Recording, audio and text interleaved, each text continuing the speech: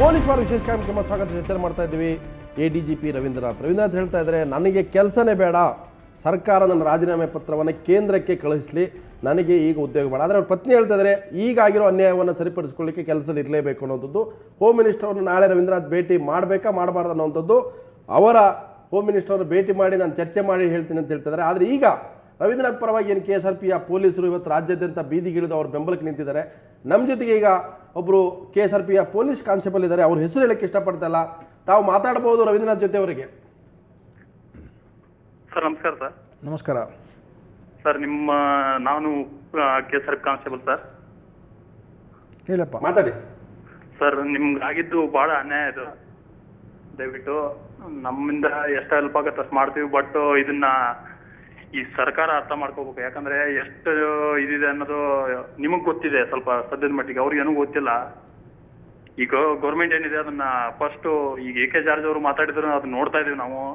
ಅವ್ರಿಗೇನು ಅದೇನು ಗೊತ್ತಾಗಲ್ಲ ಮೇಲ್ನೋಟಕ್ಕೆ. ಬಟ್ ಬಂದು ಒಳಗೆ ನೋಡಿದ್ರೆ ಏನು ಇಂಪ್ರೂವ್ಮೆಂಟ್ ಮಾಡ್ತಾ ಇದಾರೆ ಅನ್ನೋದು ಅವ್ರಿಗೆ ಗೊತ್ತಾಗುತ್ತೆ. ಬಟ್ TV9 ಅವ್ರಿಗೆ ಕೇಳ್ಕೊಳ್ಳೋದು ಮತ್ತೆ ಗೌರ್ಮೆಂಟ್ ಕೇಳ್ಕೊಳ್ಳೋದು ಅಂದ್ರೆ ಇಷ್ಟೇ, KSRP ಅಲ್ಲೇ ಉಳಿಬೇಕು ನೀವು. ಯಾಕಂದ್ರೆ ಇಂಪ್ರೂವ್ಮೆಂಟ್ ಮಾಡ್ತಾ ಇರೋದು ಇಷ್ಟು ವರ್ಷದಲ್ಲಿ ಇಂಪ್ರೂವ್ಮೆಂಟ್ ಮಾಡ್ತಾ ಇರೋದು ನೀವು ಒಬ್ರೆ. ನಿಮ್ ಇದನ್ನ ನೋಡ್ತಾ ಇದಾರೆ ನಮ್ಗೆ ಆಕ್ಚುಲಿ ಕಣ್ಣಲ್ಲಿ ನೀರು ಬರ್ತಾ ಇದೆ ನಮಗೂ. ಬಟ್ ಇಂಪ್ರೂವ್ಮೆಂಟ್ ಮಾಡ್ತಾ ಇರೋದು ನೀವು ಒಬ್ರೆ. ದಯವಿಟ್ಟು ಅದನ್ನ TV ಅವರು ಅರ್ಥ ಮಾಡ್ಕೊಳ್ಳಿ. TV ಅವ್ರಿಗೆ ಗೊತ್ತಿದೆ ನಾಯಿ ಪಾಡ್ ಅಂತಂದು NGV ಹಾಕಿದಾರ. ಅಲ್ಲ ಇವರೇ, ನಾವೇ ಸುವರ್ಣ ನ್ಯೂಸ್ ಅವರೇ ಅದನ್ನು ಸ್ಟೋರಿ ಮಾಡಿದ್ವಿ. ನಿಮ್ಮ ಸಾಹೇಬರು ಕೂಡ ಅದನ್ನೇ ಹೇಳ್ತಾ ಇರೋದು, ನಾವೇ ಅಲ್ಲಿ ಪರಿಸ್ಥಿತಿಯನ್ನ ಯಾವ ರೀತಿ ಪೊಲೀಸರು ಕಷ್ಟ ಅನುಭವಿಸ್ತಾ ಇದ್ದಾರೆ ಅಂತ ಸುವರ್ಣ ನ್ಯೂಸೇ ಹೇಳಿರೋದು. ಹೌದು ಸರ್, ಇವರು ಹೈಯರ್ ಆಫೀಸರ್ ಆದ್ರಿಂದ ನಮ್ಮಲ್ಲಿ KSPS ಆಫೀಸರ್ ಸುಮಾರು ಜನ ಇದ್ದಾರೆ. ಸರ್ ಕೇಳಿಸ್ತಾ ಇದೆಯಾ? ಹಾ ಕೇಳಿಸ್ತದೆ, ಮಾತಾಡಿ ಸರ್. ಇಲ್ಲಿ ನಮ್ಮಲ್ಲಿ ಕಿರುಕುಳ ಎಷ್ಟಿದೆ ಅಂದ್ರೆ ಅದು ದೇವರಿಗೆ ಗೊತ್ತು. ಬಟ್ ಇದನ್ನೆಲ್ಲ ಹಿಡಿತದಲ್ಲಿ ಇಡ್ತಾ ಇರೋರು ಇವ್ರೊಬ್ರೆ. ಒಂದೇ ಅಧಿಕಾರಿ ಅಂದ್ರೆ ಇವ್ರೊಬ್ರೆ. ನಾವು ನಮ್ಮ ಇಷ್ಟರಲ್ಲಿ ಅದಕ್ಕೆ ಇವ್ರನ್ನ ಇಲ್ಲೇ ಉಳಿಸಿ ದಯವಿಟ್ಟು. AK ಜಾರ್ಜ್ ಅವ್ರಿಗೆ ಕೇಳ್ಕೊಡ್ತು ಒಂದೇ ಸರ್. ಎಸ್, ಒಟ್ಟು ಅವ್ರು ಹೇಳ್ತಾ ಇದ್ದಾರೆ, ನೀವು ಇಲ್ಲಿ ಬಂದಾಗ ನಮ್ಗೊಂದಷ್ಟು ನ್ಯಾಯ ಸಿಕ್ಕಿದೆ, ಕೊಡಿಸ್ತಾ ಇದ್ದಾರೆ, ಅವ್ರನ್ನ ಅಲ್ಲೇ ಉಳಿಸ್ಬೇಕು, ಅದೇ ಹುದ್ದೆಯಲ್ಲಿ ಮುಂದುವರಿಸಬೇಕು ಅಂತ ಕೇಳ್ತಾರೆ. ನಂದು ಇಷ್ಟೇ ಉತ್ತರ. ಮೇಘರಿಕ್ ಸಾಹೇಬರಿಗೆ ಚಾರ್ಜ್ ಕೊಟ್ಟಿದ್ದಾರೆ. ಅವರು ನನಗಿಂತ ದಕ್ಷ ಅಧಿಕಾರಿಗಳು ಮತ್ತು ನನಗಿಂತ ಹೆಚ್ಚಿನ ರೀತಿಯಲ್ಲಿ ಸ್ಪಂದಿಸ್ತಾರೆ ಅವರು. ಅವ್ರಿಗೂ ನಿಮ್ಮ ಬಗ್ಗೆ ತುಂಬ ಕಾಳಜಿ ಇದೆ. ಅದರಿಂದ ನನಗೆ ಈ ಹುದ್ದೆಯನ್ನು ಮೇಘರಿಕ್ ಸಾಹೇಬರಿಗೆ ಕೊಟ್ಟಿದ್ದರಿಂದ ನನಗೆ ಪೂರ್ತಿ ನಂಬಿಕೆ ಇದೆ, ನಿಮಗೆ ಯಾವ ಥರ ಅನ್ಯಾಯ ಆಗೋದಿಲ್ಲ ಮತ್ತು ನನಗಿಂತ ಉತ್ತಮ ಕೆಲಸ ಅವ್ರು ಮಾಡ್ತಾರಂತ ನಾನು ನಂಬಿದ್ದೀನಿ. ಸೊ ದಯವಿಟ್ಟು ಮೇಘರಿಕ್ ಸಾಹೇಬರಿಗೆ ಚಾರ್ಜ್ ಕೊಟ್ಟಿದ್ದಾರೆ, ಆಲ್ರೆಡಿ ಅವರು ಚಾರ್ಜ್ ತೊಗೊಂಡಿದ್ದಾರೆ. ತಾವೆಲ್ಲರೂ ಸಹಕರಿಸಿ ಮತ್ತು ಯಾವುದೇ ಒಂದು ರೀತಿಯ ಸಂಚಾರಕ್ಕೆ ಅಡ್ಡಿಪಡಿಸಬೇಡ. ಕಾನೂನನ್ನು ನೀವೇ ಕಾನೂನು ವಿರುದ್ಧ ಇದ್ದವರ ವಿರುದ್ಧ ಕ್ರಮ ತೆಗೆದುಕೊಳ್ಳಬೇಕಾದ ಜವಾಬ್ದಾರಿ ನಿಮ್ಮ ಮೇಲೆ ಇದೆ. ಅದಕ್ಕೆ ನೀವೇ ಕಾನೂನು ಬ್ರೇಕ್ ಮಾಡಬೇಡ. ದಯವಿಟ್ಟು ನೀವು ನೆಮ್ಮದಿಯಿಂದ ಶಾಂತಿಯಿಂದ ಇರ್ರಿ, ನಿಮ್ಗೆ ಒಳ್ಳೆಯದಾಗುತ್ತೆ. ಸರ್ಕಾರದಲ್ಲಿ ಉತ್ತಮರು ಇದ್ದಾರೆ, ನಿಮಗೆ ಎಲ್ಲ ಒಳ್ಳೇದು ಮಾಡ್ತಾರೆ. ಎಸ್ ಎಸ್ ನಮ್ಮ ಜೊತೆಗೆ ಇನ್ನೊಬ್ಬರು ನಿವೃತ್ತ ಸೇನಾಧಿಕಾರಿ ಸಿದ್ದಯ್ಯ ನಮ್ಮ ಜೊತೆಗೆ ಇದ್ದಾರೆ. ಸಿದ್ದಯ್ಯ ಅವರೇ, ತಾವು ರವೀಂದ್ರನಾಥ್ ಜೊತೆ ಮಾತಾಡ್ಬೋದು. ಸರ್ ನಮಸ್ಕಾರ. ರವೀಂದ್ರ ಅವ್ರಿಗೆ ನಮಸ್ಕಾರ. ಸರ್, ಡಾಕ್ಟರ್ ರವೀಂದ್ರ ಅವರೇ, ನೀವು IPS ಮುಗಿಸ್ಕೊಂಡು 1985-86 ಇರ್ಬೋದು. ನಾನು ಜಮ್ಮುವಿಂದ ಬರಬೇಕಾದ್ರೆ ನನಗೆ ಟ್ರೈನಲ್ಲಿ ಸಿಕ್ಕಿದ್ರಿ ತಾವು. ನೀವು ಆಗ್ತಾನೆ ನೀವು IPS ಮುಗಿಸ್ಕೊಂಡು ನೀವು ಟ್ರೈನಿಂಗ್ ಮುಗಿಸ್ಕೊಂಡು ನಾವು ಟ್ರೈನಲ್ಲಿ ಬ್ಯಾಂಗ್ಳೂರಿಗೆ ಬರ್ತಾ ಇದ್ರಿ. ಆಗ ನಿಮಗೆ ನಾನು ಮಾತಾಡಿದ್ದೆ. ಆಗ ನೀವು ನಿಮ್ಗೆ ಹೇಳಿದ್ರಿ, ನಾನು ಬಹಳ ಕಷ್ಟಪಟ್ಟು ಓದಿ ನಾನು IPS ಆಗಿ ನಾನು ಬಹಳ ಪರಿಶ್ರಮದಿಂದ ಈ ಲೆವೆಲ್ ಬಂದಿದ್ದೀನಿ ಅಂತ ಎಲ್ಲ ಹೇಳ್ಕೊಂಡ್ರಿ ನೀವು. ನಿಮ್ಮಲ್ಲಿ ಒಂದು ಅಗಾಧವಾದ ಶಕ್ತಿ ಇತ್ತು, ನಿಮ್ ಕಣ್ಣಲ್ಲಿ ಒಂದು ಹೊಳಪಿತ್ತು. ಈ ಸಮಾಜಕ್ಕೆ, ಈ ದೇಶಕ್ಕೆ, ಈ ರಾಜ್ಯಕ್ಕೆ ಏನಾದ್ರೂ ಒಳ್ಳೇದ್ ಮಾಡ್ಬೇಕು ಅನ್ನೋ ಭಾವನೆ ಇತ್ತು. ಅದನ್ನ ಇದುವರೆಗೂ ನೀವು ಹಂಗೆ ಪೂರೈಸ್ಕೊಂಡು ಬಂದಿದ್ದೀರಿ ಇದುವರೆಗೂ. ಆಮೇಲೆ ನಿಮ್ಮ ಈ ಇಲಾಖೆನಲ್ಲಿ ಎಸ್ಪೆಷಲಿ KSRP ನಲ್ಲಿ ಈ ಗಾಣದ ಎತ್ತು ತರ ದುಡ್ಸ್ಕೊಳ್ತಾ ಇದ್ದಾರೆ ಜನಗಳನ್ನ. ಪಾಪ ಬಡಪಾಯಿಗಳು, ಅವರಿಗೆ ಆಕ್ಚುಲಿ ಯಾವುದೇ ರೀತಿಯ ಫೆಸಿಲಿಟೀಸ್ಗಳಿಲ್ಲ. ಅದಕ್ಕೆ ನಾನು ಹೋಮ್ ಮಿನಿಸ್ಟರ್ KJ ಜಾರ್ಜ್ ಅವ್ರ ಹತ್ರನೂ ಒಂದ್ಸಲ ಭೇಟಿ ಮಾಡಿ ಅವ್ರಿಗೆ ಹೇಳಿದ್ದೆ ಈ ವಿಷಯ. ಹಲೋ, ಹೇಳಿ ಸರ್. ನೀವು ಮರ್ತಿದ್ದೀರಾ ಅಂತ ಕಾಣಿಸ್ತಿದೆ. ಟ್ರೈನಲ್ಲಿ ನಾವಿಬ್ರು ಜರ್ನಿ ಮಾಡ್ಕೊಂಡು ಬಂದ್ವಿ. ಹೌದು, ಐ ಥಿಂಕ್ ಈಗ ಸ್ವಲ್ಪ ನೆನಪಾಗ್ತಾ ಇದೆ. ದಯವಿಟ್ಟು ಹೇಳಿ. ಅಲ್ಲ 29 ವರ್ಷಗಳಾಯ್ತು. ಹೌದು, 29 ಇಯರ್ಸ್ ಆಯ್ತಂತೆ. 29 ಇಯರ್ಸ್ ಬ್ಯಾಕ್ ನಿಮ್ಗೆ ಮಾತಾಡ್ತಾ ಇದ್ದೀನಿ. ಹೌದು. ಆಮೇಲೆ MSIL ಆಫೀಸಲ್ಲಿ ಕೂತಿದ್ರಿ, ಆಗ ನಿಮ್ ನೋಡಕ್ ಬಂದೆ, ನೀವು ಇರ್ಲಿಲ್ಲ ಅಲ್ಲಿ. ಓಕೆ. ಇತ್ತೀಚೆಗೆ ಹೌದು. ಆದ್ರೆ ನೀವು ದಯವಿಟ್ಟು ನಮ್ಮ ಯಾವುದೇ ಕಾರಣಕ್ಕೂ ವಿಚಲಿತರಾಗಬೇಡಿ. ಯಾವುದೇ ಕಾರಣಕ್ಕೂ ನೀವು ದಯವಿಟ್ಟು ಅಳಬೇಡಿ ಸರ್. ನಿಮ್ಮ ಒಂದು ಕಣ್ಣಿನ ರಕ್ತ ನೀರಿದೆಯಲ್ಲ, ಅದು ನೀರು ರಕ್ತ ಆಗಿ ಪರಿವರ್ತನೆ ಆಗುತ್ತೆ. ಆಮೇಲೆ ಯಾವುದೇ ಕಾರಣಕ್ಕೂ ದಯವಿಟ್ಟು ಹೆದರ್ಲು ಬೇಡ್ರಿ. ಇಲ್ಲಿ ಸರ್ಕಾರ ಇರ್ಲಿ, CM ಇರ್ಲಿ, ಹೋಮ್ ಮಿನಿಸ್ಟರ್ ಇರ್ಲಿ, ಯಾರೇ ಇರ್ಲಿ, ಅದು ಕಾನೂನು ಎಲ್ಲರಿಗೂ ಒಂದು. ಎಸ್ ಸಿದ್ದಯ್ಯನವರು, ತಾವು ಬಹಳ ಪ್ರೀತಿ ಮಾತನಾಡಿದ್ರಿ. ನೀವು ಅವರು ಟ್ರೈನಲ್ಲಿ ಸಿಕ್ಕಿದ್ರಂತೆ, ಅವರು ಮಿಲಿಟರಿಯಲ್ಲಿದ್ದಾಗ. ಸೊ ನೀವು ಒಂದು ಧೈರ್ಯ ಗೆಡಬಾರ್ದು ಅಂತ ನಿಮ್ಮ ಪತ್ನಿ ಹೇಳ್ತಾರೆ, ಧೈರ್ಯ ಬಿಡಬೇಡಿ, ಹೋರಾಟ ಮಾಡಿ ಅಂತ ಬಹಳ ಪ್ರೀತಿಯಿಂದ ಮಾತಾಡ್ತಾ ಇದ್ದಾರೆ. ಆಮೇಲೆ ಅವರು ತುಂಬ ಥ್ಯಾಂಕ್ಸ್ ತಮ್ಮ ಅಭಿಮಾನಕ್ಕೆ. ಅಷ್ಟು ವರ್ಷ ಆದರೂ ನಾನು ನೆನಪಿಟ್ಕೊಂಡಿದ್ರು, ಅದು ನಿಮ್ಮ ಅಭಿಮಾನ ದೊಡ್ಡತರ. ಥ್ಯಾಂಕ್ಸ್. Thank you sir. ಆಮೇಲೆ ಇನ್ನೊಂದು ಏನಾಗಿದೆ ಅಂದ್ರೆ, ನಿಮ್ಮಂತವರು ಡ್ಯೂಟಿಲಿದ್ರೆ ಒಂದು ದಿವಸನೂ ವೇಸ್ಟ್ ಮಾಡಬೇಡಿ ಸರ್. ಒಂದು ದಿವಸ, ಒಂದು ಕ್ಷಣನೂ ನಿಮ್ಮ ಸರ್ಕಾರದ ಏನ್ ಸೇವೆ ಇದೆಯಲ್ಲ IPS ಆಗಿ, ಅದು ಈ ರಾಜ್ಯಕ್ಕೆ, ಈ ದೇಶಕ್ಕೆ ಬೇಕು ಸರ್. ನಿಮ್ಮಂತವ್ರು ದಯವಿಟ್ಟು ರಿಸೈನ್ ಮಾಡಕ್ ಹೋಗ್ಬೇಡಿ. ಎಸ್, ಮೈಸೂರಿನಿಂದ ಸದಾಶಿವನವರು ಕರೆ ಮಾಡ್ತಾ ಇದ್ದಾರೆ. ಸದಾಶಿವರ ನೇರವಾಗಿ ಪ್ರಶ್ನೆ ಕೇಳಿ ರವೀಂದ್ರನಾಥ್ ಇದ್ದಾರೆ. ಸರ್ ನೀವು ಸರ್ ADGP ಸಾಹೇಬ್ರಿಗೆ ಹೇಳ ನಮಸ್ಕಾರ. ನಮಸ್ತೆ ಸರ್. ಸರ್ ನೀವು 96 ಅಲ್ಲಿ ನಮ್ಮ ಮೈಸೂರು ನಗರದಲ್ಲಿ ನೀವು DCP ಸಾಹೇಬರಾಗಿದ್ರಿ. ಹೌದು ಹೌದು. ಆ ಸಮಯದಲ್ಲಿ ಅಶೋಕಪುರಂ ಪೊಲೀಸ್ ಸ್ಟೇಷನ್ ನಲ್ಲಿ ಹೌದು ಇದೇ ಸಿದ್ದರಾಮಯ್ಯನವರ ಪರ್ಸನಲ್ ಬೇಡ, ಅವ್ರಿಗೆ ಕೆಲಸದ ಬಗ್ಗೆ ಮಾತಾಡಿ, ಯಾಕಂದ್ರೆ ಅವ್ರಿಗೆ ಪರ್ಸನಲ್ ಬೇಡ ಆಗ್ಯದು. ಸೊ ಒಟ್ಟು ನಿಮ್ಮ ಸೇವೆ ಎಲ್ಲೇ ಹೋದರೂ ಕೂಡ ಕೆಲಸ ಮಾಡಿದ್ರಿ, ಅದಕ್ಕೆ ಬೇರೆಯವರು ಕರೆ ಮಾಡ್ತಾ ಇದ್ದಾರೆ. ಸೊ ಇಷ್ಟಿದ್ರೂ ಕೂಡ ನೀವು ಸರ್ವ್ ಮಾಡುವಾಗ ನೀವು ಬಿಟ್ಟು ಹೋಗ್ತೀನಿ ಅನ್ನೋದು ಅನ್ಯಾಯ ಅಲ್ವಾ? You are doing injustice to the. ಅಂದರೆ ನೀವೇ ಹೇಳಿದ್ರಿ ಯುವತಿಗೆ ನ್ಯಾಯ ಸಿಗಬೇಕಂತ. ಸೊ ನಾನು ಸೇವೆನಲ್ಲಿ ಇದ್ದರೆ ಆ ಯುವತಿ ಏನು ಥಿಂಕ್ ಮಾಡ್ತಾರೆ, ಪೊಲೀಸರ IPS ಅಂತ ಪ್ರಭಾವ ಬೀರಬಹುದು ಅಂತ ಒಂದು ಅಭಿಪ್ರಾಯ ಅವ್ರಿಗೆ ಬರುತ್ತದೆ. ಅವರಿಗೆ ತನಿಖೆಯಾಗಿ ನಾನು ದೋಷಿ ಅಂತ ಆದರೂ ತೀರ್ಮಾನ ಆಗಲಿ, ನಿರ್ದೋಷಿ ಅಂತ ಆದರೂ ತೀರ್ಮಾನ ಆಗಲಿ. ಸೊ ಅದಕ್ಕೆ ನನ್ನ IPS ಸಹ ಅದು ರಾಜ್ಯ ಸರ್ಕಾರ, ಕೇಂದ್ರ ಸರ್ಕಾರಕ್ಕೆ ಕಲಿಸಿದ ಮೇಲೆ ಪ್ರೆಸಿಡೆಂಟ್ ಕಚೇರಿಗೂ ಹೋಗುತ್ತೆ. ಅವರಿಂದ ಒಪ್ಪಿಗೆ ಬಂದ ಮೇಲೇ ಅದು ನಾನು ಹೊರಗೆ ಸೇವೆಯಿಂದ ಹೊರಗೆ ಬರಬೇಕಾಗುತ್ತೆ. ನನಗೆ ಸಮಯಾವಕಾಶ ಇದೆ. ಸದ್ಯಕ್ಕೆ ನಾನು ನಿಲುವೇನಂತಂದರೆ ಸೇವೆ ಬಿಡಬೇಕಂತ. ಸೊ ನಾನು ಈ ಪೀರಿಯಡ್ದಲ್ಲಿ ನಾನು ದೋಷಿ ಅಂತ ಗೊತ್ತಾದರೆ ನಾನು ಜೈಲಿಗೆ ಹೋಗಬೇಕಾಗುತ್ತೆ. ನಿರ್ದೋಷಿ ಅಂತ ಗೊತ್ತಾದರೆ ನನ್ನ IPS ರಾಜೀನಾಮೆಯನ್ನು ವಾಪಸ್ ತೊಗೊಳ್ಳಿಕ್ಕೆ ನನಗೆ ಅನುಕೂಲ ಆಗುತ್ತೆ. ಮತ್ತು ನನ್ನ ಪತ್ನಿಯವರು ಸಹ ಒತ್ತಾಯ ಮಾಡ್ತಿದ್ದರಿಂದ ಫೈಟ್ ಮಾಡೋಕ್ಕೆ ಅದರ ಬಗ್ಗೆ ನಾನು ಯೋಚನೆ ಮಾಡ್ತೀನಿ. ಮತ್ತು ಸಾರ್ವಜನಿಕರು ಇಷ್ಟು ಜನ ನನ್ನ ರಿಕ್ವೆಸ್ಟ್ ಮಾಡ್ತಾ ಇದ್ದಾರೆ. ಸೊ ಹಾಗಾಗಿ ನನ್ನ ಮೇಲೆ ಈಗ ಇರುವುದು ಬರೀ FIR ಅಷ್ಟೇ. ಅರೆಸ್ಟನ್ನು ಮಾಡೋಕ್ಕೆ ಹಿಂದೆ ಮುಂದೆ ನೋಡ್ತಾ ಇದ್ದಾರೆ. ಮತ್ತು ಕಮಿಷನರ್ ಖುದ್ದಾಗಿ ನನಗೆ ಹೇಳ್ತಾರೆ, ಹೆಣ್ಣುಮಕ್ಕಳು ಕೇಸ್ ಬೇಡ ಅಂತಾರೆ, ನೀವು ಒಳ್ಳೆಯವರಂತ ಗೊತ್ತಾಗಿದೆ, ಅವ್ರಿಗೆ ತಪ್ಪು ಕಲ್ಪನೆ ಆಗಿದೆ ಅಂತ ಕಮಿಷನರೇ ನನಗೆ ಹೇಳಿದರು DG ಮುಂದೆ. DG ಅವರು ಸಹ ಮರೆತು ಬಿಡೋಣ, ಫರ್ಗೆಟ್ ಅಬೌಟ್ ಇಟ್ ಅಂತ ಹೇಳಿದರು. ಸೊ ಈ ಥರ ನನಗೆ ವಸ್ತುಸ್ಥಿತಿ ಆಲ್ರೆಡಿ ಗೊತ್ತಾಗಿದೆ. ಬಟ್ ಅನ್ಫಾರ್ಚುನೇಟ್ಲಿ ಅದೇನಾಗಿದೆ, 354 ಫೈನ್ ಆರ್ಟ್ಸ್ ಎಕ್ಸ್ಟ್ರಾ ಮಾಡಿ ಆ ಯುವತಿಗೆ ಇನ್ನೂ ತೊಂದರೆ ಆಗ್ತಾ ಇದೆ. ಯಾಕಂದರೆ ಅವರಿಂದ ಸುಳ್ಳು ಕಂಪ್ಲೇಂಟು ಮಾಡಿಸಿದಂಗೆ ಆಗಿದೆ. ಆವಾಗ ನನಗೆ ಗೊತ್ತಾಯಿತು, ಇದು ನಾನು FIR ರಿಜಿಸ್ಟರ್ ಮಾಡಿಲ್ಲ. ನನ್ನನ್ನು ಯಾಕಂದರೆ ಒಂದು ಕಡೆಯಿಂದ ಆಗಬಾರ್ದು. ಆ ಎಮ್ಮಗೆ ಅನ್ಯಾಯ ಆಗ್ತಾ ಇರೋದು ಎರಡು ಥರ ಆಗಿದೆ. ಅವರ ಫೋಟೋ ತೆಗೆದಿದ್ದಾರಾ ಅನ್ನೋದು ಒಂದು, ಅವರಿಂದ ಸುಳ್ಳು ಕಂಪ್ಲೇಂಟ್ ಕೊಡಿಸಿದ್ರಿಂದ ಅವ್ರಿಗೂ ನಾಳೆ ತೊಂದರೆ ಆಗುತ್ತದೆ. ಸೊ ಅದರಿಂದ ಯುವತಿಗೂ ಅನ್ಯಾಯ ಜಾಸ್ತಿ ಆಗ್ತಾ ಇದೆ, ನನಗೂ ಸಹ ಅನ್ಯಾಯ. FIR ಮಾಡಿಸ್ಬಿಟ್ಟು ನ್ಯಾಯ ಸಿಗ್ಬೇಕು ಇಬ್ಬರಿಗೂ. ಹೈದರಾಬಾದಿಂದ ಮಹೇಶ್ ಅವರು ಕರೆ ಮಾಡಿದರೆ. ಮಹೇಶ್ ಅವರೇ, ರವೀಂದ್ರ ಜೊತೆ ನೇರವಾಗಿ ಮಾತಾಡಿ. Sir okay sir. ಎಸ್, ಮಾತಾಡಿ. ನಮಸ್ಕಾರ ಸರ್. ನಮಸ್ಕಾರ ಸರ್. ನಾನು 3 ದಿವಸದಿಂದ ನಿಮ್ದು ಲೈವ್ ಪ್ರೋಗ್ರಾಮ್ ನಾನು ಟಿವಿಯಲ್ಲಿ ನೋಡ್ತಾ ಇದ್ದೀನಿ ಸರ್. ಇದು ಯಾವುದೋ ಒಂದು ಫಿಲಮ್ ಅಲ್ಲಿ ಬರ್ತಾ ಇರೋ ತರ ನಿಮ್ಮ ಮೇಲೆ ಆಪಾದನೆ ಹೊತ್ತಿದ್ರ ಕಾಣಿಸ್ತಾ ಇದೆ. ಹಲೋ, ಮಾತಾಡಿ, ಹೇಳಿ. ಅದೇ ಯಾವ ಒಂದು ಕೆಲವು ಫಿಲಮ್ ತರ ಒಬ್ಬ ಅಧಿಕಾರಿ ಮೇಲೆ, ದಕ್ಷ ಅಧಿಕಾರಿ ಮೇಲೆ ಈ ತರ ಆಪಾದನೆ ಹೊತ್ತಿತರ ನಮಗ್ ಕಾಣಿಸ್ತಾ ಇದೆ. ಯಾಕಂದ್ರೆ ನೀವು ಹೇಳ್ತಾ ಇದ್ರೆ ನಾನು, ಹಲೋ ಮಾತಾಡ್ರಿ. ಅದೇ ನೀವು ನೀವೆಲ್ಲ ವಿವರಣೆ ಕೊಡ್ತಾ ಇದೀರಲ್ಲ, ನಾನು ಫೋಟೋ ತೆಗೆದಿಲ್ಲ ಆದ್ರೂ ಕೂಡ ನನ್ನ ಮೇಲೆ ಫೈನ್ ಹಾಕ್ತಾ ಇದ್ದಾರೆ ಆ ತರ ಅಂತೇಳಿ. ನೀವು ಯಾವ್ದಕ್ಕೂ ಧೃತಿಗೆಡದೆ ಸರ್ಕಾರದ ಸೇವೆಯಲ್ಲಿ ಮುಂದುವರಿಬೇಕಂತ ನಮ್ಮ ಆಸೆ ಸರ್. ಎಸ್, ಧನ್ಯವಾದ. ಮಹೇಶ್ ಅವರು ಕೂಡ ಹೇಳ್ತಾ ಇದ್ದಾರೆ ಹೈದರಾಬಾದಿಂದ, ಅವ್ರು ನೋಡ್ತಾ ಇದ್ದಾರೆ. ಸೊ ಈ ಕೇಸ್ಗಳು, ಈ ರೀತಿ ಆರೋಪಗಳು ಬಂದೇ ಬರುತ್ತೆ. ಅದು ಒಂದು ಭಾಗ. ನೀವು ನಾಳೆ ಸರ್ವಿಸ್ ಮಾಡಿ ಅಂತ ಸರ್ಕಾರ ಹೇಳುವಾಗ ವೈ ನಾಟ್ ಅಂತ ನಾನು ಪರಿಶೀಲನೆ ಮಾಡ್ತೀನಿ. ಎಲ್ಲರ ಒಂದು ಅಭಿಪ್ರಾಯವನ್ನು ನನಗೆ ಸಿಕ್ಕಿದೆ. ತಾವು ಸಲಹೆ ಮಾಡ್ತಾಯಿದ್ದೀರಿ. ಸೊ ಖಂಡಿತ ನಾನು ಪರಿಶೀಲನೆ ಮಾಡ್ತೀನಿ, ನಾಳೆ ತೀರ್ಮಾನ ತೊಗೊಳ್ತೀನಿ.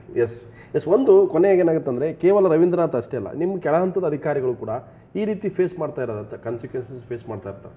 ಇನ್ಫ್ಯಾಕ್ಟ್ ನಾನು ನಿಜವಾಗಲೂ ಹೇಳಬೇಕಂದ್ರೆ, ನಾನು ಪ್ರತ್ಯಕ್ಷವಾಗಿಯೂ ಪರೋಕ್ಷವಾಗಿ ನನ್ನನ್ನು ಫೈಟ್ ಮಾಡೋಕ್ಕೆ ನನಗೆ ಅವಕಾಶ ಇದೆ. ನಾನು IPS ಆಗಿ ನನ್ನ ಒಂದು ಶಕ್ತಿಯನ್ನು ಬಳಸ್ಕೊಳ್ತಾ ಇದ್ದೀನಿ. ನಾನು ಶಾರೀರಿಕವಾಗಿ ಆ ಮನುಷ್ಯ ಜೊತೆ ಫೈಟ್ ಮಾಡಿಲ್ಲ ಅಷ್ಟೇ ಹೊರತು ಕಾನೂನು ಪರವಾಗಿ ಮಾನಸಿಕವಾಗಿ ನನ್ನ ಶಕ್ತಿಯನ್ನು ನಾನು ಪ್ರಯತ್ನ ಪಡ್ತಾ ಇದ್ದೀನಿ. ನನ್ನನ್ನು ಬಚಾವ್ ಮಾಡ್ಕೊಳ್ಳೋದಲ್ಲ, ಯುವತಿಯರನ್ನು ಬಚಾವ್ ಮಾಡೋಕ್ಕೆ ನಾನು ನೋಡ್ತಾ ಇದ್ದೀನಿ.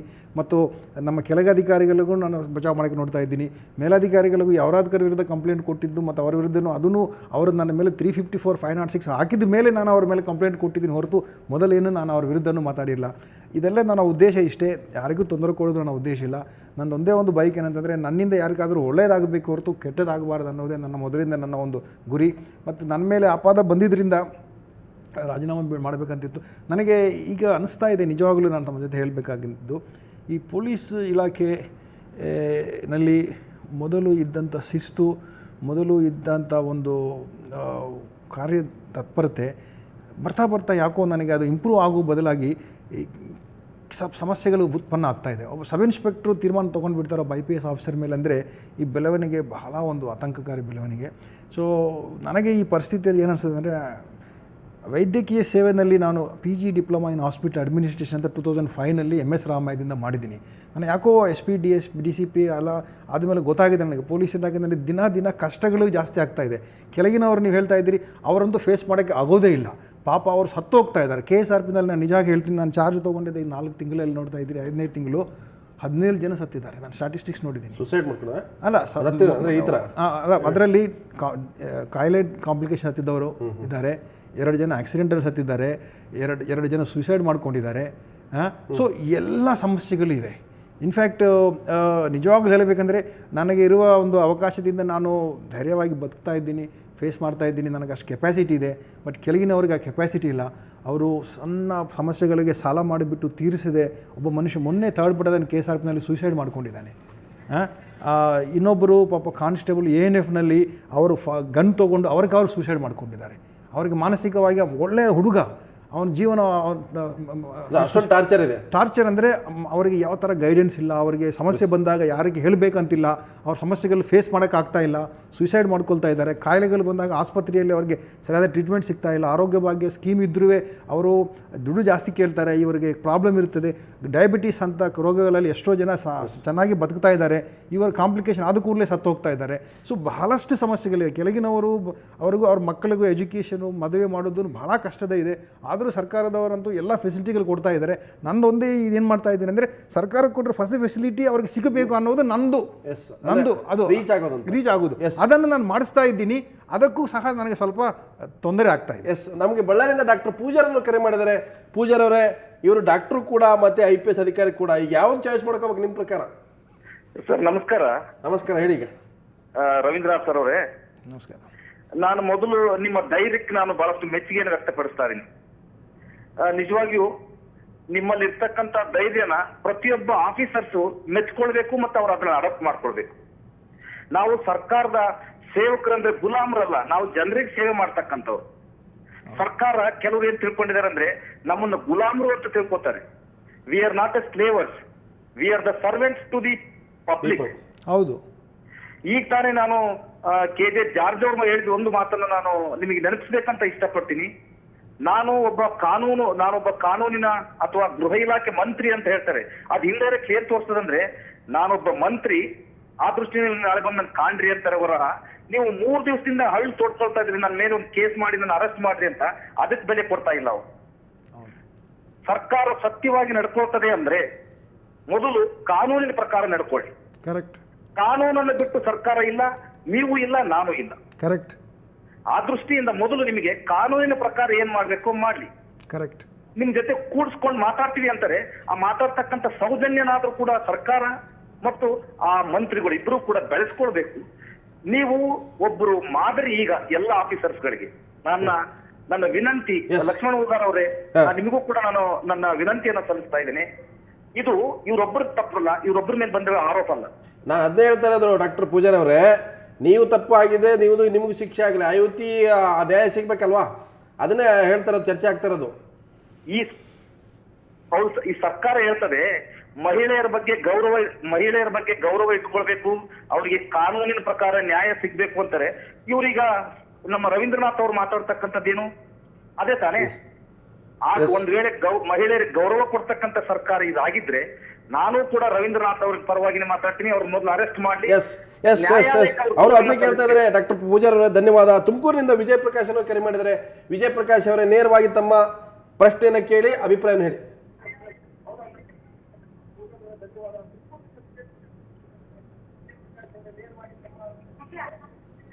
ಸರ್ ರವೀಂದ್ರನಾಥ್ ಅವ್ರು ನಮಸ್ಕಾರ. ನಮಸ್ಕಾರ ಸರ್, ಔರಾದ್ಕರ್ ಇದಾರಲ್ಲ, ಹೌದು, ಇವರು ಆಕ್ಚುಲಿ ಪೊಲೀಸ್ ಆಗೋದ್ಕಿಂತಲೂ ರಾಜಕಾರಣಿ ಆಗೋದು ಸೂಕ್ತ. ಯಾಕೆಂದ್ರೆ ಪ್ರಾಮಾಣಿಕ ದಕ್ಷ ಅಧಿಕಾರಿ ಜ್ಯೋತಿ ಪ್ರಕಾಶ್ ನಿರ್ಜಿ ಅವ್ರನ್ನ ಕೆಲವು ದಿನಗಳಿಂದ ನಿವೃತ್ತಿ ಕೆಲವು ದಿನಗಳಿದ್ದಾಗಲೇ ಇವರು ಬೇಕಾಗಿ ಒತ್ತಡದ ಮೇಲೆ ವರ್ಗಾವಣೆ ಮಾಡಿಸಿ ಗೃಹ ಕಾರ್ಯದರ್ಶಿಯನ್ನ ಮಾಡಿ ಇವತ್ತು ನಿಮ್ಮಂತ ಪ್ರಾಮಾಣಿಕ ಅಧಿಕಾರಿಗೂ ಸಹ ಇಂಥ ಹಿಂಸೆಯನ್ನ ಕೊಡ್ತಾ ಇರತಕ್ಕಂಥ ಔರಾದ್ಕರ್ಗೆ ಹೇಳಿ. ಹಂಗಾಗಿ ಅವ್ರಿಗೆ ತೊಂದರೆ ಕೊಡದೆ ಒಂದು ದೊಡ್ಡ ಉದ್ಯೋಗ ಮಾಡ್ಕೊಂಡಿರ್ತಕ್ಕಂಥ ಔರಾದ್ಕರ್ಗೆ ಸರ್ಕಾರ ಈ ಕೂಡಲೇ ಅವ್ರನ್ನ ವರ್ಗಾವಣೆ ಮಾಡಿ ಸ್ವಯಂ ನಿವೃತ್ತಿ ಕೂಡ ಸೂಕ್ತ ಅಂತ ನನ್ನ ಭಾವನೆ. ಇಲ್ಲ, ಅವರು ಪರ್ಸನಲ್ ಆಗಿ ಹೇಳ್ತಾ ಇದ್ದಾರೆ. ಬೇಡ ಬಿಡಿ, ಬಿಟ್ಬಿಡಿ. ನನ್ನ ಒಟ್ಟು ಒಂದೇನು ಗೊತ್ತಾ, ಈಗ ನೀವು ಅಧಿಕಾರ ಚಲಾಯಿಸ್ತಾ ಇದ್ದೀರಿ, ಒಂದು ಹುದ್ದೆಯಲ್ಲಿದ್ದೀರಿ. ಸೊ ಇವತ್ತು ಈ ಒಂದು ಸಣ್ಣ ಕೇಸಲ್ಲಿ ಇಷ್ಟೊಂದು ಚರ್ಚೆ ಆಗ್ತಾ ಇದೆ. ಪೊಲೀಸ್ ಡಿಪಾರ್ಟ್ಮೆಂಟಲ್ಲಿ ಇರೋ ಅನೇಕ ವಿಷಯಗಳು ಹೊರಗೆ ಬರ್ತಾ ಇದ್ದಾವೆ. ಮತ್ತು ವ್ಯಕ್ತಿಗತ ಈರ್ಷ್ಯೆ, ವ್ಯಕ್ತಿಗತ ದ್ವೇಷ ಅನ್ನುವಂಥದ್ದು ಹೊರಗೆ ಬರ್ತಾ ಇದೆ. ವ್ಯಕ್ತಿಗತ ದ್ವೇಷ ಅಂತ ಇದರಲ್ಲಿ ಏನೂ ಇಲ್ಲ. ನಾನು ಕಾನೂನಿನ ಹೋರಾಟ ಮಾಡಬೇಕಾಗಿದೆ. ಪತ್ರಕರ್ತರು ತಾವೆಲ್ಲರೂ ನನಗೆ ಸಹಕಾರ ಕೊಡ್ತಾಯಿದ್ದೀರಿ, ಸಾರ್ವಜನಿಕ ಸಹಕಾರ ಕೊಡ್ತಾಯಿದ್ದೀರಿ. ಇದೆಲ್ಲ ಕೇವಲ ನನಗೆ ಒಂದು ತೃಪ್ತಿ ತರುವಂಥ ವಿಷಯ ಅಷ್ಟೇ ಹೊರತು ನ್ಯಾಯ ಸಿಗುವಂಥ ಪರಿಸ್ಥಿತಿ ನನಗೆ ಆಗಬೇಕಂದ್ರೆ ಕಾನೂನು ಕೋರ್ಟ್ಗಳೇ ಮಾಡಬೇಕಾಗಿದೆ. ಅದಕ್ಕಾಗಿ ಈ ದ್ವೇಷ ಸಾಧಿಸುವುದು ಏನೂ ಇಲ್ಲ. ನಾನು ಎಲ್ಲರನ್ನೂ ಗೌರವಿಸ್ತೀನಿ, ಔರಾದ್ಕರನ್ನು ಗೌರವಿಸ್ತೀನಿ, ರವಿಕಾಂತ್ ಗೌಡವನ್ನು ಗೌರವಿಸ್ತೀನಿ. ಬಟ್ ಏನಾಗಿದೆ, ಕಾನೂನಿನಲ್ಲಿ ಅವರು ತಪ್ಪು ಮಾಡ್ತಾ ಇದ್ದಾರೆ, ನನ್ನನ್ನು ಸಿಕ್ಕಾಕ್ಸ್ತಾ ಇದ್ದಾರೆ. ಅದಕ್ಕೆ ನಾನು ಕಾನೂನು ಹೋರಾಟ ಅದು ಲಾಭ ಅವರೇ ಹೇಳಬೇಕು. ನನಗಂತೂ ಏನು ಲಾಭ ಇಲ್ಲ. ನಾನು ರಾಜೀನಾಮೆ ಕೊಟ್ಟಿದ್ದೀನಿ, ಅರೆಸ್ಟ್ ಮಾಡಕ್ಕೆ ಸಿದ್ಧವಾಗಿದ್ದೀನಿ. ನನಗಂತೂ ಯಾವುದು ಲಾಭ ಇಲ್ಲ. ರಾಜೇಶ್ ಅವರು ಕರೆ ಮಾಡಿದ್ದಾರೆ. ರಾಜೇಶ್ ಅವರೇ, ತಾವು ಪ್ರಶ್ನೆ ಕೇಳಿ. ನಮಸ್ಕಾರ ಸರ್. ಕೇಳಿ ಸರ್. ನಮಸ್ಕಾರ ಸರ್. ನಮಸ್ಕಾರ ಸರ್, ನೀವು ದಯವಿಟ್ಟು ರಾಜೀನಾಮೆ ಕೊಡಬಾರ್ದು. ನೀವು ಅಧಿಕಾರದಲ್ಲಿ ಮುಂದುವರಿಬೇಕು. ಸಿಬ್ಬಂದಿಗಳಿಗೆ ಆದಷ್ಟು ನಿಮ್ಮಿಂದ ಸಹಾಯ ಆಗಬೇಕಾಗಿದೆ. ಮತ್ತೆ ಇನ್ನೊಂದು ನನ್ನ ರಿಕ್ವೆಸ್ಟ್ ಸರ್, ಎಲ್ಲಾ ರಾಜ್ಯಗಳಲ್ಲೂ ಪೊಲೀಸ್ ಅಂದ್ರೆ ಒಂದೇ ಅನ್ನೋದಿದೆ. KSRP ಬೇರೆ ಅಲ್ಲ, DSA DR ಬೇರೆ ಅಲ್ಲ, ಸಿವಿಲ್ ಬೇರೆ ಅಲ್ಲ. First appointment state reserve, second 10 ವರ್ಷ ಆದ್ಮೇಲೆ DR, 10 ವರ್ಷ ಆದ್ಮೇಲೆ ಸಿವಿಲ್ಗೆ. ಈ ಒಂದು ಪದ್ಧತಿ ನಮ್ಮ ರಾಜ್ಯದಲ್ಲಿ ಬರಬೇಕು. ಈ ಪೊಲೀಸ್ ಅನ್ನೋದು ಒಂದೇ ಅನ್ನೋದು ಭಾವನೆ ಬರಬೇಕು ಸರ್. ಇದು ಕೀಳು ಮಟ್ಟ, ನಮ್ಮನ್ನ KSRP ಅಂದ್ರೆ ಕೀಳು ಮಟ್ಟದಲ್ಲಿ ಕಾಣ್ತಾ ಇದ್ದಾರೆ. ಇದು ಆಗ್ಬಾರ್ದು ಸರ್. ಇದು ದಯವಿಟ್ಟು ಈ ಕಾನೂನನ್ನು ಜಾರಿ ಬರೋಂಗೆ ಸರ್ಕಾರದ ಮೇಲೆ ಒತ್ತಡ ತಂದು ದಯವಿಟ್ಟು ಇದನ್ನ ಕಾನೂನು ಜಾರಿ ತರಲಿ. ಇದು ಒಳ್ಳೆಯ ಸಜೆಷನ್. ಇದು ಕೆಲವು ರಾಜ್ಯಗಳಲ್ಲೂ ಆ ಥರ ಇದೆ. ಆ ಥರ ಅವ್ರ ಸೂಚನೆಯನ್ನು ಸರ್ಕಾರಕ್ಕೆ ನಾನು ರೈಟಿಂಗ್ನಲ್ಲಿ ಪ್ರಸ್ತಾವನೆ ಕಳಿಸ್ಕೊಡ್ತೀನಪ್ಪ. ನಿಮ್ಮ ಸೂಚನೆ ಭಾಳ ಒಳ್ಳೆಯದು. ಎಸ್, ನಾನು ಮತ್ತೆ ನಿಮ್ಮ ಪತ್ನಿಯವ್ರ ಹತ್ರ ಮಾತಾಡ್ತೀನಿ. ಶ್ರೀದೇವರು, ಹೋಮ್ ಮಿನಿಸ್ಟ್ರು ಏನು ಹೇಳ್ತಾರೆ ಅದನ್ನು ಕೇಳ್ತೀನಿ ಅಂತ ಹೇಳ್ತಾರೆ. ಶ್ರೀದೇವಿ ಅವರೇ, ಆಯಿತು. ಶ್ರೀದೇವಿ ಅವರೇ, ಈಗ ನೀವೇ ಹೋಮ್ ಮಿನಿಸ್ಟರ್ ಅವ್ರಿಗೀಗ. ಅದೇ ನಾನು ಹೇಳ್ತಾ ಇದ್ದೀನಿ, ಅವ್ರು ಮುಂದುವರಿಬೇಕು, ಕಂಟಿನ್ಯೂ ಮಾಡಬೇಕಂತ ನಾನು ಹೇಳ್ತಾ ಇದ್ದೀನಿ. ಅಲ್ಲ, ಆ ಹೋಮ್ ಮಿನಿಸ್ಟ್ರು ಈಗ ಟ್ರಾನ್ಸ್ಫರ್ ಮಾಡಿದರೆ ನೀವು ಹೋಮ್ ಮಿನಿಸ್ಟರ್ ಆ ಜಾಬಲ್ಲಿ ಹೋಗಿ ಅಂತಾರೆ. ಈಗ ಇಬ್ಬರು ಹೋಮ್ ಮಿನಿಸ್ಟ್ರಲ್ಲಿ ನೀವೇ ಪವರ್ಫುಲ್. ಈಗ ಅವರು ದಕ್ಷರು, ಕುಟುಂಬವನ್ನು ಸರಿಯಾಗಿ ನಿರ್ವಹಣೆ ಆ ಧೈರ್ಯದಿಂದ ರಾಜೀನಾಮೆ ಕೊಟ್ಟಿದ್ದೀನಿ. ಅವರು ನನ್ನ ಮೇಲೆ ಅವಲಂಬಿತರಾಗಿ ಕಷ್ಟದಲ್ಲಿ ಇರ್ತಿದ್ರಂದರೆ ನಾನು ರಾಜೀನಾಮೆ ಕೊಡ್ತಿರಲಿಲ್ಲ. ಅವರು ಸ್ವತಂತ್ರರು, ಅವ್ರ ಕಾರ್ ಅವರೇ ಓಡಿಸ್ತಾರೆ, ಅವರು ಲೋನ್ ತೊಗೊಂಡು ಕಾರ್ ಖರೀದಿ ಮಾಡಿದ್ದಾರೆ, ಡ್ರೈವ್ ಮಾಡ್ತಾರೆ, ಕುಕ್ ಮಾಡ್ತಾರೆ, ಎಲ್ಲ ಮಾಡ್ತಾರೆ, ಮಕ್ಕಳನ್ನು ಚೆನ್ನಾಗಿ ನೋಡ್ತಾರೆ. ನನಗಿಂತ ಅವರು ಮಕ್ಕಳಿಗೆ ಟ್ಯೂಷನ್ ಹಾಕ್ಸಿಬಿಟ್ಟು ನನ್ನ ಮಗಳಿಗೆ 93% ಮ್ಯಾಥಮೆಟಿಕ್ಸಲ್ಲಿ ಬಂದಿದೆ. ಪ್ರತಿಯೊಂದೂ ಸಹ ಅವರು ನನಗೆ ಜವಾಬ್ದಾರಿ ಕಡಿಮೆ ಮಾಡಿಬಿಟ್ಟಿದ್ದಾರೆ. ಅದಕ್ಕೆ ನಾನು ಜಾಸ್ತಿ ಕೆಲಸ ಮಾಡೋಕ್ಕೆ ಅನುಕೂಲ ಆಗ್ತಾ ಇದೆ. ಬಟ್ ಈ ಥರ ಅಲಿಗೇಷನ್ ಬಂತಲ್ಲ, ಅದಕ್ಕೆ ನಿಮ್ಗೆ ಜವಾಬ್ದಾರಿ ಹೆಚ್ಚು ಕೊಡಬೇಕಾಗಿತ್ತು ಅವರು, ಅಲ್ವಾ ಶ್ರೀದೇವರೇ? ನೀವು ಸ್ವಲ್ಪ ಹೆಚ್ಚು ಜವಾಬ್ದಾರಿ ಕೊಡಬೇಕಾಗಿತ್ತು ಅಂತ ಅವರಿಗೆ. ಅದಕ್ಕೆ ಅವ್ರು ಕಂಟಿನ್ಯೂ ಮಾಡಿ ಅಂತ ಇದ್ದೀನಿ. ಅದೇ ಅವ್ರಿಗೆ ಕೆಲಸ, ಆ ಕೆಲಸನೇ ಈಗ ಜಾಸ್ತಿ ಈಗ ಅವ್ರಿಗೆ. ಎಸ್, ಈಗ ನಿಮ್ಗೆ ಅನಿಸುತ್ತಾ ನಿಮ್ಮ ಹಸ್ಬೆಂಡ್ಗೆ, ನಿಮ್ಮ ಪತಿಗೆ ಈ ಥರ ಸನ್ನಿವೇಶ ಬರ್ತಾ ಇದೆ, ಈ ರೀತಿ ಒಂದು ಸಣ್ಣ ಇನ್ಸಿಡೆಂಟನ್ನು ಕೂಡ ಅವ್ರು ಹೇಳ್ತಾ ಇಲ್ಲ, ಅವ್ರು ತನಿಖೆ ಮಾಡೋಕ್ಕೆ ಮುಂದೆ ಆಗ್ತಾ ಇಲ್ಲ ಒಂದು ಸರ್ಕಾರ ಅಂದರೆ, ನಿಮ್ಮ ಮಕ್ಕಳನ್ನ IPS ಮಾಡ್ಬೇಕಂತ ಅನಿಸುತ್ತಾ ನಿಮಗೆ ಮುಂದೆ?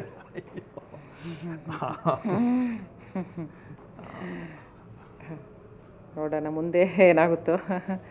ಮುಂದೆ ಇಂಥವ್ರು ಇರ್ತಾರ, ನೋಡೋಣ. ಒಳ್ಳೆಯವ್ರು ಬರ್ಬೋದು, ಒಳ್ಳೇದಾಗ್ಬೋದು. ನಿಮ್ಗೇನು ಆಸೆ ಇಲ್ಲ ಡಾಕ್ಟರ್ ಆಗಿದ್ರಿ IPS? ಅವ್ರಿಗೆ ಬಿಡ್ತೀವಿ. ಈಗಿನ ಮಕ್ಕಳು ಅವರೇ ಡಿಸಿಷನ್ ತೊಗೊಳ್ತಾರೆ.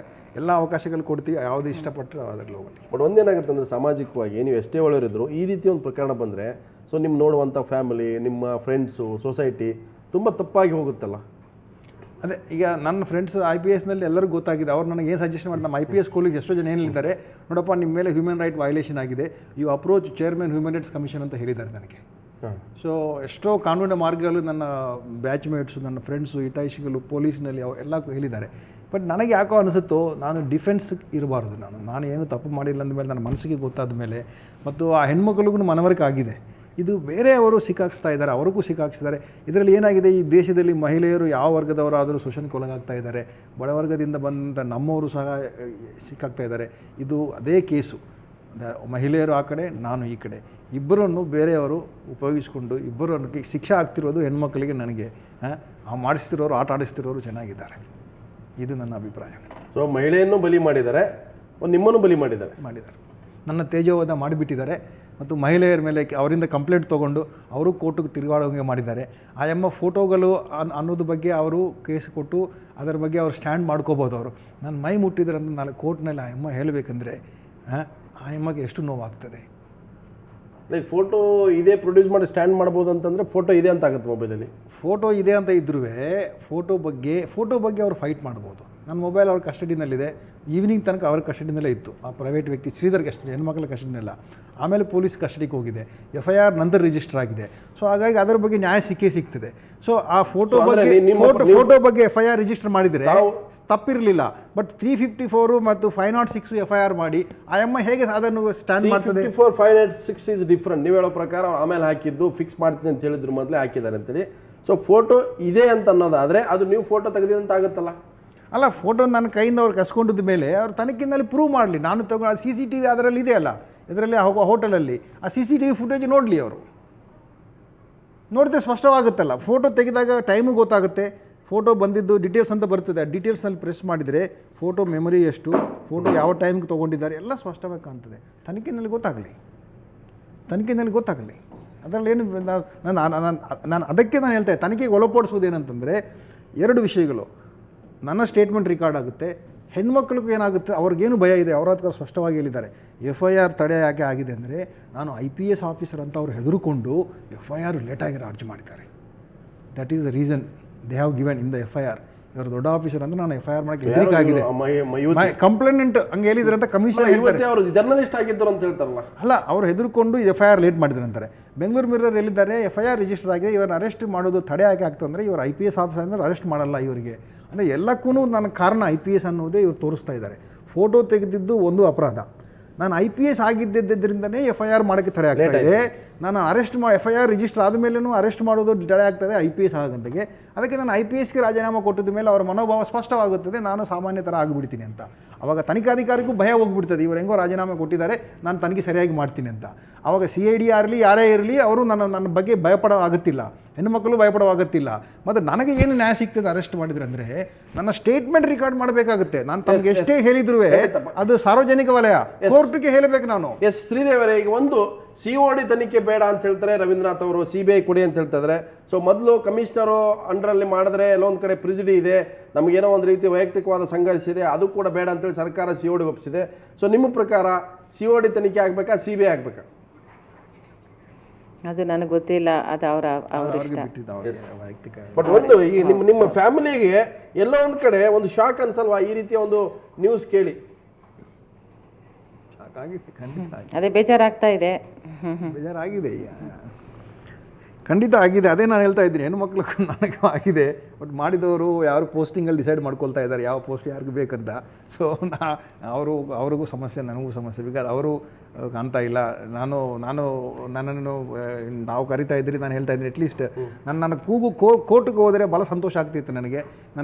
ಅದಕ್ಕೆ ಅಟ್ಲೀಸ್ಟ್ ಸಾರ್ವಜನಿಕ ವಲಯದಲ್ಲಿ ಆದರೆ ಗೊತ್ತಾಗಲಿ ಅಂತ ನಾನು ಇದನ್ನು ಬಂದಿದ್ದೀನಿ. ಮತ್ತು ನೀವು ನನಗೆ ಸಂತೋಷ ಏನಂತಂದರೆ, ನಿಮ್ಗೆ ಜೊತೆಗಿದೆಯಾ? ಹೌದು, ನಮ್ಮ ಫ್ರೆಟರ್ನಿಟಿ IPSನವರು ಎಲ್ಲ ನನ್ನನ್ನು ಸಪೋರ್ಟ್ ಮಾಡ್ತಾ ಇದ್ದಾರೆ. ಇನ್ಫ್ಯಾಕ್ಟ್ ನನಗೆ ಎಲ್ಲರೂ ಫೋನ್ ಮಾಡಿ ಹೇಳ್ತಾ ಇದ್ದಾರೆ, ವಿ ಆರ್ ವಿತ್ ಯು ಅಂತಾರೆ ಅವರು. ನನಗೆ ಈ ಔರಾದ್ಕರ್ ಒಬ್ಬರು ಬಿಟ್ಟು ಇಲ್ಲಿ ನಮ್ಮ DG ಸಾಹೇಬರು ಸಹ ನನ್ನ ಬಗ್ಗೆ ಅವರು ತಟಸ್ಥವಾಗಿದ್ದಾರೆ. ಪಾಪ ನನ್ನ ಬಗ್ಗೆ ನೊಂದುಕೊಂಡಿದ್ದಾರೆ, ಯಾಕಪ್ಪ ಇವರು ಸರ್ವಿಸ್ ಬಿಟ್ಟು ಹೋಗ್ತಾ ಇದ್ದಾರೆ ಅಂತ. ಸೊ ಎಲ್ಲರೂ ಈ ಔರಾದ್ಕರ್ ಒಬ್ಬರೇ ವಿಚಿತ್ರವಾಗಿ ನನ್ನ ಜೊತೆ ಬಿಹೇವ್ ಮಾಡ್ತಾ ಇದ್ದಾರೆ ಹೊರತು ಬಚಾವ್ ಕೂಡ ಏನೋ ಸ್ವತಂತ್ರವಾಗಿ ಅಧಿಕಾರ ಮಾಡೋಕ್ಕಾಗಿ ಅವ್ರಿಗೆ ಕಷ್ಟ ಇದೆ. ಹೇಳ್ತಾರೆ ಆ ಮನುಷ್ಯ ಉತ್ತಮರು, ಒಳ್ಳೆ ಆಫೀಸರು, ಬಟ್ ಅವರು ಉತ್ತಮರು, ಹಾನೆಸ್ಟ್, ಒಳ್ಳೆಯ ಮನುಷ್ಯ ಮತ್ತು ನನ್ನ ಜೊತೆ ಅಂತೂ ಚೆನ್ನಾಗಿದ್ದಾರೆ. ನನಗೆ ಇಲ್ಲಿ ತನಕ ಚೆನ್ನಾಗಿ ಅವರು ಮಾಡಿದ್ದಾರೆ. ಅವ್ರು ಯಾವುದೂ ಒಂದು ಫಾಸ್ಟ್ ನಿರ್ಣಯ ತೊಗೊಳ್ಳಲ್ಲ, ಬಟ್ ಅವ್ರು ಬಹಳ ಅನುಭವಿ. ನಾನು ಕಂಡಿದ್ದು ನಮ್ಮ ಡಿ ಜಿ ಅವರು ಬಹಳ ಅನುಭವಿ, ಬಹಳ ಜ್ಞಾನ ಇದೆ, ಬಹಳ ಸಂಯಮ ಇದೆ. ಅವರಲ್ಲಿ ಕೆಪಾಸಿಟಿ ನಾನು ಎಷ್ಟೋ ಡಿ ಜಿಗಳನ್ನು ನೋಡಿದ್ದೀನಿ. ಇವರು ವ್ಯಕ್ತಪಡಿಸಲ್ಲ ಅಷ್ಟೇ, ಅವರು ಕಮ್ಯುನಿಕೇಟ್ ಮಾಡಿಕೊಂಡು ತಮ್ಮ ಬಗ್ಗೆ ಗ್ಲೋರಿಫೈ ಮಾಡ್ಕೊಳ್ಳಲ್ಲ, ಬಟ್ ಅವ್ರಿಗೆಲ್ಲ ಗೊತ್ತಿದೆ.